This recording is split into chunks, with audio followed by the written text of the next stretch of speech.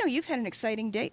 Mayan, you've had an exciting day so far, right? You unveiled a vehicle this morning. Can you tell us a little bit about it? Well, first of all, thank you all for sticking around. And I know it's the last element of the day, but yeah, we talked about two things today, vehicle-wise. First was we showed the new EV6 GT in first auto show ever, and it was a 576 horsepower, 0 to 60, 3.4 seconds, all-electric vehicle. So that was kind of exciting. And then we just also then showed our redesigned Seltos SUV. So it's our entry-level SUV. Great reception. If you get a chance to go over to the stand, brand new color, Pluton blue. I think we have a photo of it. Can we throw up the photo? I think that's the first thing we got here. There it is. There it is. Look at that color. That's very cool. It's not bad. It's nice and blue. So everybody wants SUVs at the end of the day, and 75% of our sales are SUVs, and this is the entry level to get in there. And we did a couple things: increased horsepower, put a power lift gate on it, put a new 2-foot long widescreen technology. So what you get in this, you also get in our top-of-the-line Telluride. So we now make it, how big of an SUV do you want from Kia? So that was the part of the story. Power lift gates. Once you go power lift gate, you can't go back, right? It's just something people get used to. So we should talk a little bit about some of your other nameplates, the EV6, which you mentioned, the EV9. Why the move to numbers instead of names? And let's actually put the EV9 concept photo up because, yeah, there we go. That's the EV9. So generally you go to an alphanumeric if people are not sure where your brand fits, right? So from a Kia standpoint, we have been introducing a lot of new vehicles, which is great. And to help people understand, well, where's this new EV6 fit and what's this EV9, where does that fit? So you naturally know that EV9 is probably bigger, larger, more expensive than EV6. Leave some space for some things in between or below. So that's generally the theory for it. On the SUV side, non-electric, gasoline, we still are going to keep the nameplates, Telluride, Sorento, Sportage, Seltos that we showed. Those have a little bit more relevance, a little bit more awareness, so we're sticking with those. Good way to differentiate the ICE from the EVs, right? So speaking of the EV6, which I love that car so much. I shouldn't say that, right? But no, you're here. I can say it. It's an amazing car. I had it a couple different times, and I just refer to it as my boyfriend because I'm in love with that car. But don't tell my husband. Anyway, the EV6 GT, which is we're looking at it right here. You showed that at a very interesting location. Kia at Pebble Beach. The Quail, a motorsports, what is it, a motorsports gathering? I always get this wrong. A motorsports gathering. If you've never been, it's the richest people in the universe and more money than you would ever imagine people could have, and it's just ridiculous. And that's where you showed your new EV6 GT. So why there? And how did it go? So it's interesting, when we showed up there, first of all, at the event we were at the Quail, the average household income of people in there is over $500,000. So there's Bugatti, there's Lamborghini, there's Ferrari. I'm trying to think of the one that was in front of us. I can't remember. It was a $2 million car, and everyone's like McLaren, maybe. It was even higher than that one. But they're all looking at us and goes, "What are you doing here? Right? What are you doing here?" And I said, "Well, this little baby." 576 horsepower, 0 to 60.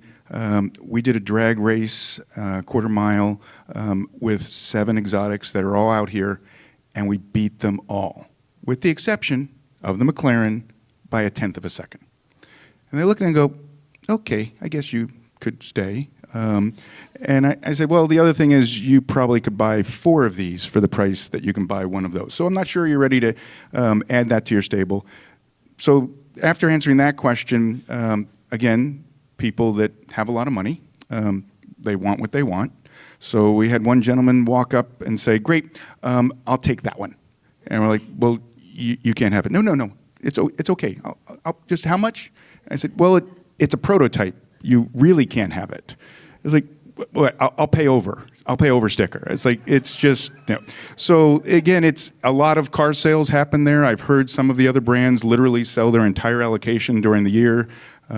So it was a great event to show the capability, and I think people were pleasantly surprised, and it's also helping position the brand. We're trying to move away from what we were.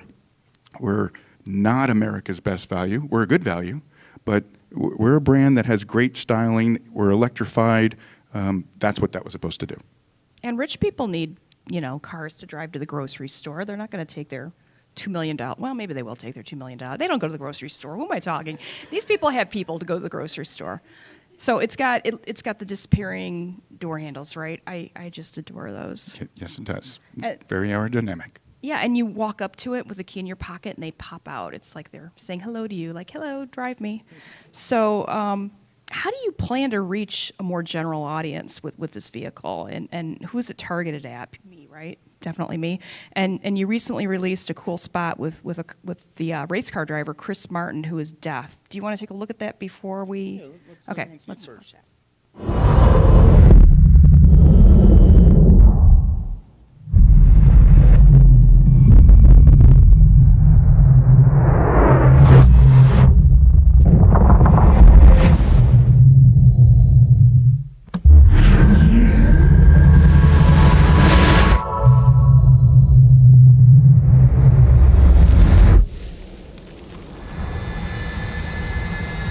Kia, movement that inspires.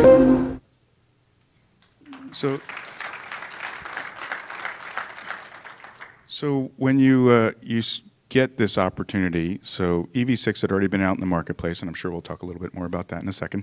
But you have 576 horsepower. How do you tell people it's electric? No, really, it's electric. And it's like, well, electric vehicles don't make sound.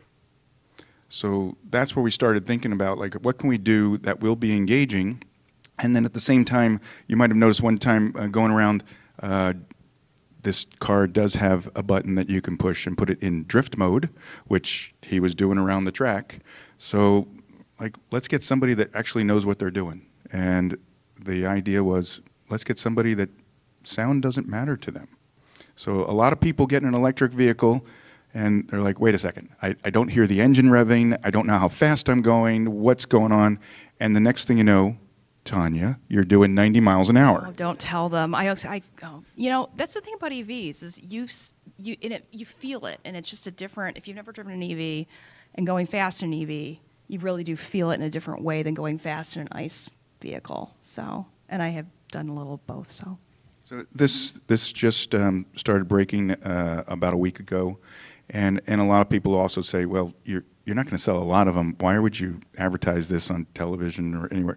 It's like, what we're doing with our EV communications is we're not trying to sell EV6 GTs, and quite honestly, we're not trying to sell EV6s. We're trying to let people know that if you're looking for an electrified choice, whether it's an EV, an HEV, a plug-in hybrid, that you should look at Kia. We've got a lot of choices for you. So that's what this is about. Very cool. Well, back to the ICE engines, which are not ICE engines, back to ICE, right? Or ICE, however you want to do it. The Telluride, it's one of your top sellers, and you debuted a new commercial that I think we're going to show and then talk about that. So let's go ahead and show a new elevation.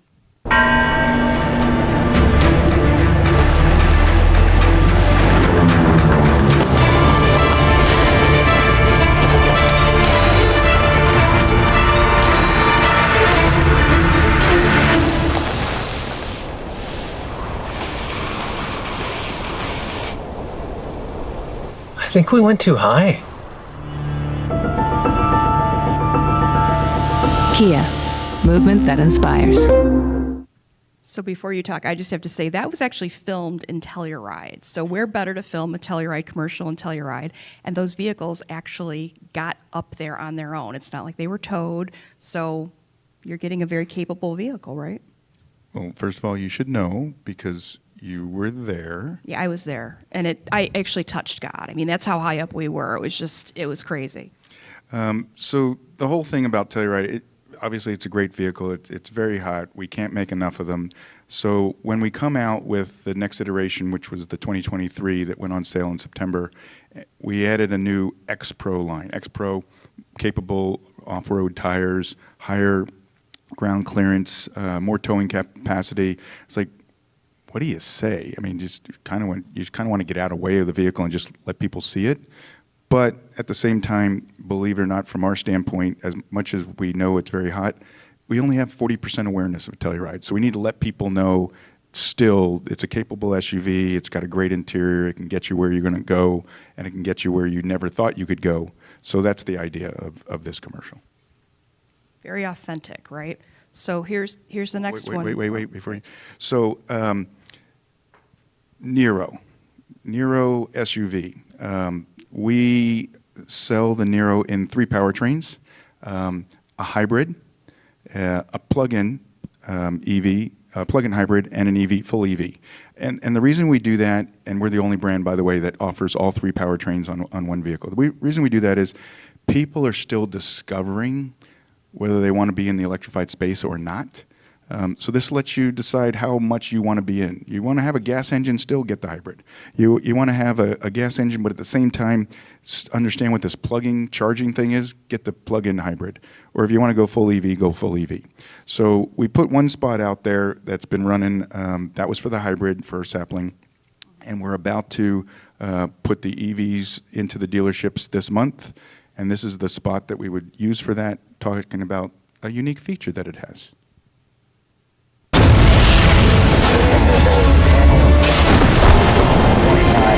Welcome home, Commander.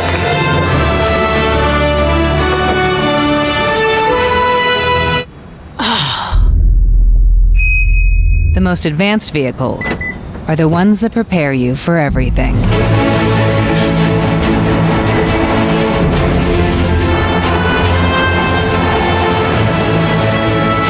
Kia, movement that inspires. So you can not only get in, you can actually start the car with the digital key, right? The digital key allows you to let you or somebody else you designate start your car if they don't have the key with the cell phone.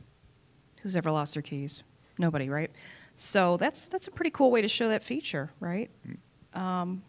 Interesting. So are there any overarching messages or themes that go across all of your nameplates? They all seem to be, all of your spots we've watched are they all kind of have the same energy. They're kind of earnest and they're funny, but not haha funny. It's a different kind of funny. So is that on purpose? So I think some people might call it wit. We like to think that we're just talking authentically, right? I'm pretty sure most of our customers are never going to go to the moon and leave their keys there. But it's like, okay, that could happen. That's realistic. Show the next slide, please. Oh, that's it. Nope, I'll not get back that to one. it in a second. Not that one. I'll get back There's to it. another one. Oh, well. That's okay. Okay. So, again, it's just an experience that you could do. So when we talked about the Telluride and going up and seeing that they got so high that they were painting the clouds up there, the car did that. Telluride's I think 13,000 feet elevation. The car could do it. So we try to make sure that it's got authenticity to it, that if you bought a Kia vehicle, you could do what it does. One of the things that we've definitely been doing is trying to give back with each of our efforts. So, for example, the Sportage that we launched back in April, we showed it driving on the sand dunes and basically cleaning it up. And then you saw the sea turtles come in and laid their eggs because the Sportage cleaned it to make it an easy pass. We made a donation to Sea Turtle Inc. in South Padre so that they actually have the ability to use the Sportage we gave them as well as the money to make sure that more sea turtles actually return to the environment. We did the same thing with our HEV, one warm coat. So everything is about trying to show we care and give back to the community. So now go forward one, if you don't mind. So this guy, Robo Dog, Super Bowl, and for this was a story about a dog that didn't have a home and ended up at the end of the day being taken home by the EV6 owner. So we made a donation to pet finders for shelter dogs to find their permanent homes. So we're trying to find something that allows us to give back in the communities we operate in. And the reason I have this little guy is because ever since the Super Bowl, I've had every single one of my dealers say, great, I would like a Robo Dog, please. And I said, great, it's CGI, you can't have it. So they're like, okay, great, well, what can I do? So we did an NFT thing that helped do donations. We talked about that last time, which was great. And I've been working for 6 months to create this guy. So it's now going to be available at our dealerships for sale. Our dealers are ecstatic. We had a dealer meeting 2 days ago here. I pulled this out. Every single one of them said, you're raffling that off before you leave, right? I said, what are you talking about? I give you $100.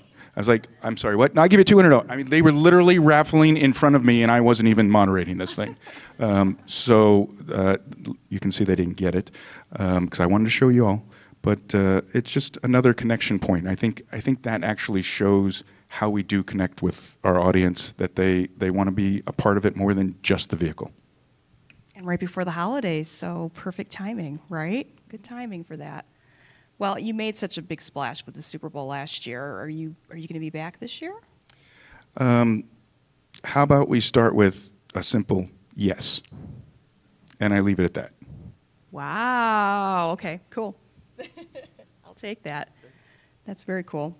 So he is not, as much as I adore him, he is not the only cute critter that you have associated with your brand. So let's watch another spot that made all of us animal lovers like me swoon. Here we go.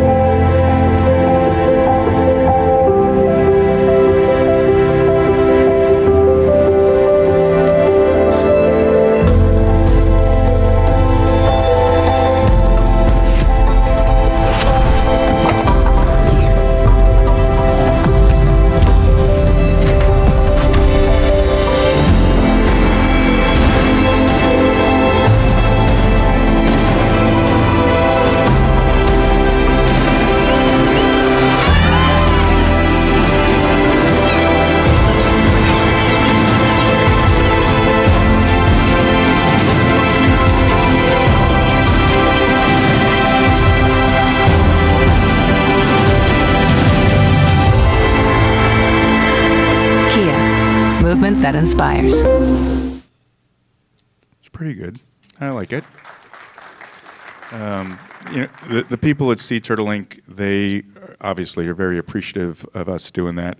And our whole thing to them was we're trying to give back in the environment. It's part of our whole Plan S strategy about sustainable mobility solutions. But at the same time, it's like, what can we do here and now? And it's even if somebody doesn't buy our car. So they very appreciative of it. So the other thing that we did this afternoon in our press conference, we basically made an announcement that for every Kia that is bought between now and December 31st, we'll make a donation to St. Jude's Children's Hospital. So we're trying to encourage customers to be a part of it. We were fortunate enough to have Alexander Boulding, who is an 11-year-old boy, who 2017 was diagnosed with brain cancer, and he was there in the front row, and we said thank you, and I said the reason we're doing this is because he's now cancer-free because of St. Jude's, and it was very funny because you can script an auto show speech as much as you want, but you can't predict an 11-year-old. So he stood up, as you know, great, there he is, and he walked on stage, and he turned and he pointed to the Celtos, I think, and then he turned to me, and I'm like, congratulations, and I just had a few more things I had to say, so I kept going, and he stood next to me for a little bit. It was great. So that's, again, something else that we're trying to do in the local communities. We're trying to have our customers be part of it. So I think that's the definition of caring and authenticity. Future Kia owner, I suspect, probably, right? So any final thoughts? You know what? I love sitting in front of people. They always look and it's like, what are you going to say next? What are you going to say next? It's like there's no secret sauce to our brand's success. It's just consistency. I think at the end of the day, if you find out what you're about and just tell that story consistently and make it real. And those, I think, have been what we've been doing over the last 3 years. We went through a whole logo change and brand redesign and transformation, and we've still been pretty consistent. And I think customers are starting to see that from us. Well, thank you so much for coming, and I think I really did save the best for last today, so really appreciate you. Thank you very much all for having me. Let's let's open it up. Anyone have any questions for Russell? Everyone's hands.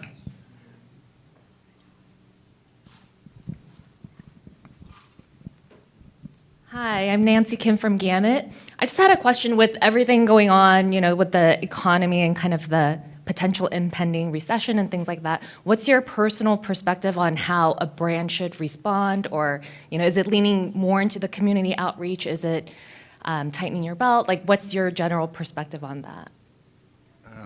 So I think there's two questions in there. So let me start with the first one. Recession or not, a brand has the opportunity to decide which way they want to go. And when I say which way they want to go, do they want to tighten their belt and just hunker down and stay where they were when they come out on the other side? That's one way. That's a safe way. We haven't done that, and we don't plan to do that. That's, from our standpoint, an opportunity because other brands get scared. And we've done that in the past. We did it in 2009 to 2012. We went in at a 2.5% market share, and we came out at a 3.5% because we didn't cut our budget. I'm not talking about being fiscally irresponsible and spending more. Just don't cut. Keep your brand out there because people are going to eventually come out on the other side, and they're going to need a car, or they're going to need whatever product that you sell. So don't lose that mind space. So that's the first one. As far as the second one, yeah, anytime, the Kia brand, unfortunately, for 25 years, we pounded in everybody's mind that we were America's best value. That's what they knew, right? Which is great, so you don't have to pay a lot. Hey, we have a 10-year warranty. You got some good quality. That's what we told everyone. Now we're trying to, when somebody sees an EV6 for the first time, or somebody sees a Telluride, or somebody sees a Seltos, they're like, I didn't know that you made that. So people, on average, are coming back to the market after buying a car anywhere from 7 to 8 years. So they have no idea what we've done. So we're going down the road that you talked about, which is trying to get in front of more people. We partner with the NBA. We have 13 teams that we partner with. We have displays there. We are partnered with the brakes team that is actually out here going to local high schools, teaching kids how to drive because those people unfortunately lost their child to an accident, and they want to make sure that doesn't happen to anyone else. So we're doing that from a local perspective. So definitely activations are a key for letting people see what your brand's about. Hi there. Scott Robertson with Ampersand. From the electric standpoint, since it's all relatively new and certainly for Kia with the EV6, what is sort of the unexpected thing that you've learned coming off the EV6 campaign, launch, sales, et cetera, that was unexpected to you? So we knew going in that we were going to get a large portion of people buying our EV6 that had never driven an EV6 or an electric vehicle before. It was going to be their first electric vehicle. We didn't know how high it was going to be. 75% of the people that have bought EV6s, it's their first electric vehicle. So that was the first thing. The second thing is we know that people that are buying EVs usually have a higher education, higher income. And we were, give you a quick history of Kia. 4 years ago, our average household income buyer was about $70,000. More recently, a year ago, before launching EV6, we were about $95,000. Our EV6 buyers are over $155,000. And we knew it was going to be high. We didn't know it was going to be that high. And what that has taught us that we have to quickly do is the expectations of the customer experience are that much higher as well. So we're working on that. We've got some things that we're going to put in place, but those two things I think were the most unexpected to us. All right. Well, Russell, thank you so much. That was awesome. And thanks, Tanya. Great interview. Thank you.